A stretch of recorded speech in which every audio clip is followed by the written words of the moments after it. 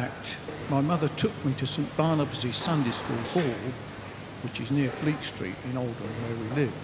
And I believe it was a Church of England school, and I do not remember too much about that. Say this, I do remember this occasion when the preacher was preaching, I fell asleep. But I do not understand and cannot recall anything that was said. But I do know that my mother sent me there. We came from Oldham when I was about the age of 5 or 6 years old and moved to Watford. Then my mother sent me to a Sunday school in North Watford, and I'm led to understand that it was a congregational Sunday school, but I'm not quite sure again. My mother's here, she could confirm this later. But what I can remember from those days was this. It struck out in my mind when I heard of what the Lord Jesus Christ came to do, or understood and saw some of the things which he did when he was on earth. How is it that when he was nailed to the cross and put to the cross and put to death, why did he not come down and confound all his enemies? Because he could have done so. You've seen evidence recorded in the Bible of how the Lord Jesus raised up dead men.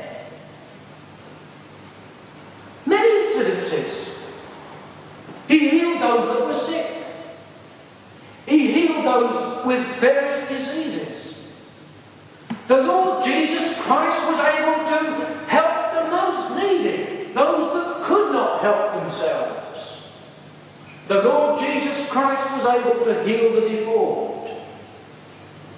The Lord Jesus Christ had power on earth to stop the winds from blowing, to stop the tempests from blowing, as he demonstrates, and it's demonstrated in the Word.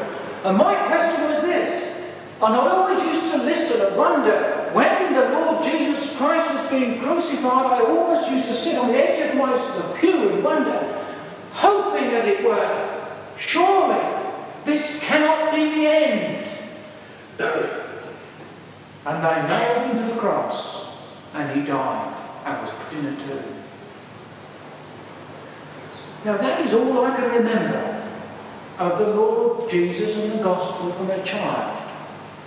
I did not understand why he was put to death, nor the purpose of God in sending him to die the way he did. I learnt this after the Lord Jesus called me by grace when I was 20 years old, through my own reading and own study. I did not learn it in a Sunday school nor in a church.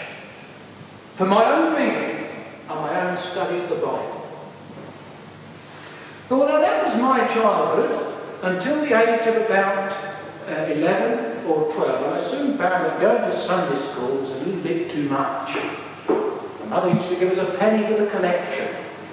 And often, I never used to go to the Sunday school. And that Sunday school collection used to go and buy sweets or something, or go down to the park and watch football. But when the age of 12 came along, Sunday school and these things, I had nothing more to do with it. Saw no reason, no benefit to me, of what profit was it to me. When I went to the senior school, I soon began to realise that life was to be lived. And life was really there to have a good time. This is what I thought. And the seeds of learning about various things this world were sown, and I began to get involved in various things. And I remember at that age breaking into somebody's shed to steal some radio equipment because it was my hobby. It didn't bother me. It did not concern me. It didn't trouble me if I should go into a shop and steal sweets. I was a thief by nature. It didn't bother me. It didn't trouble me too much. So providing I did not get found out, and the thought of God and the purposes of God never entered into my mind that there was a God that saw and judged and took account of all my life. Never crossed my mind, never considered. We moved from Watford when I was about the age of 13. We had one or two moves. We went to Oldham, and then we moved back to a place called Wilston, which is not too far away from here. And there I progressed in my hobby, learning radio and the thoughts of God. And the reason why we're here, it did not really concern me. The things of God had no part to play in my life whatsoever.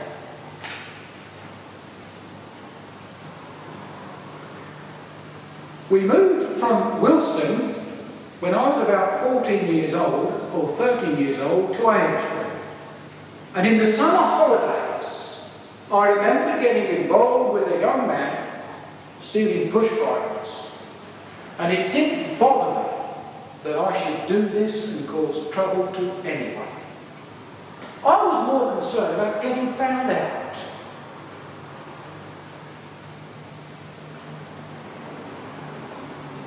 When I went to school, I found that young people were very similar to me. We wanted a good time. Let's live for today. As it were, I thought, because tomorrow we're going to die. Let's live it up today. When I came to leave school, I began to mix with the boys in Aylesbury in the town centre. And I soon realised that life was to have a good time. And at that early age of 15 or 16 years old, the desire to start taking drugs was there because I wanted to find out what drug taking was all about.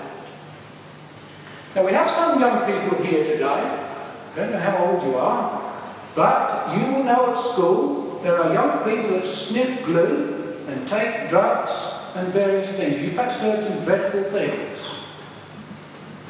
But at that age, 15 years old, I began to sniff such things. But it wasn't just glue, it was other kinds of mixtures, chloroform and ether and various things. Well, now I warn you, young people today, don't you get involved. It can do you no good, no benefit. In fact, it could do you severe harm.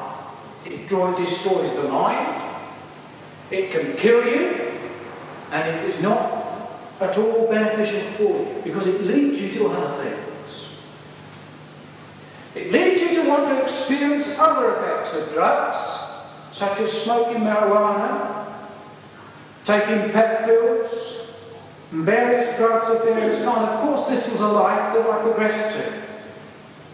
And at 16 years old, 17 years old, this was the norm, or this was what I wanted to do, to take drugs, to stay out all night, to be involved in various wicked ways. Stealing did not trouble me whatsoever. No thoughts of God, nor did it bother me, nor did I trouble myself with anything to do with the Lord Jesus Christ. But at that age, I met a Christian lady called Mrs. Knight, my husband, in Aylesbury. I began to work with her. And I began to realise, or it soon became evident to me, that this Mrs. Knight was a real stick in the mud. That she seemed to put the dampers on all the exciting things that I wanted to get up to. And it seemed to me that this religion that she possessed was a religion which could serve no man and do no man any good. And I began to see and think that the religion was for sissy people. For people that cannot stand on their own 2 feet, that knows nothing about life, that really they want crutches to lean upon, and that they needed some prop to prop themselves up with. That they didn't know what life was about, nor could they teach and preach to me about the way of life, because they knew nothing of life. So